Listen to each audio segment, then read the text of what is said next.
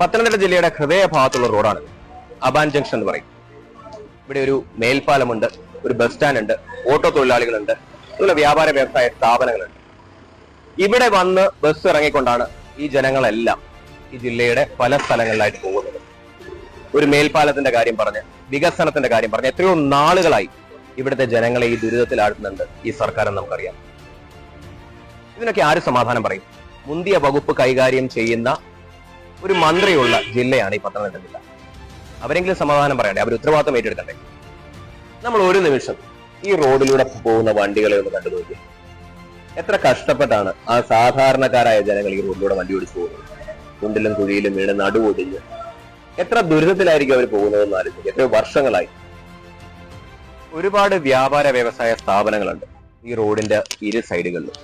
പക്ഷേ ഒരിക്കൽ പോലും ഒരാൾ പോലും ഈ റോഡിങ്ങനെ ശോചനീയാവസ്ഥയിൽ കിടക്കുന്നത് കാരണം ഇങ്ങോട്ടേക്ക് വരുവാൻ തയ്യാറാകുന്നില്ല. അപ്പൊ ഇവരുടെ കച്ചവടം എങ്ങനെ നടക്കും? ഈ ഓരോ കടകളും ഈ സ്ഥാപനങ്ങളും ലക്ഷങ്ങൾ മുടക്കി ലേലത്തിന് പിടിച്ച് എടുത്തിട്ടിരിക്കുന്നതാണ്. ഈ കച്ചവടക്കാരോട്, ഈ വ്യാപാരികളോട് ആര് സമാധാനം പറയും? ഈ റോഡിന്റെ ഒരു ഭാഗത്തുള്ള ഓട്ടോ സ്റ്റാൻഡാണിത്. ഓട്ടോ തൊഴിലാളികൾ എന്തുമാത്രം ദുരിതം അനുഭവിച്ചാണ് ഓരോ ദിവസവും ആളുകളെ കയറ്റി ഈ റോഡിലൂടെ അവർ പോകുന്നതെന്ന് നമുക്കറിയാം.